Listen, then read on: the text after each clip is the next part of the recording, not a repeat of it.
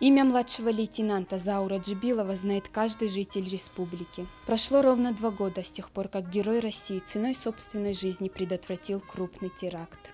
Сегодня во Владикавказе проходят памятные мероприятия. Рано утром родные и коллеги Заура Джибилова возложили цветы к его могиле. Я знаю, в наше мирное время ваша служба опасна. И поэтому, как любая мать, я вам скажу только, берегите себя. В этот скорбный день во всех школах города прошли уроки мужества. О подвиге Заура Джибилова говорили ученики 18-й школы. Они вспоминали, при каких обстоятельствах погиб лейтенант. Урок мужества в нашей школе проходит каждый год. И каждый год он посвящен отдельно взятому герою, который пожертвовал своей жизнью ради того, чтобы спасти другие жизни, пусть даже и незнакомых ему людей.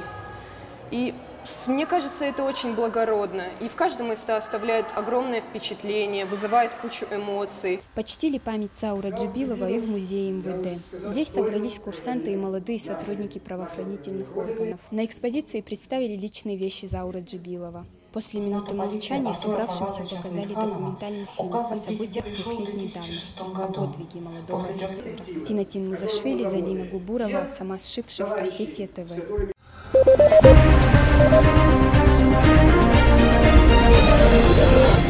Thank you.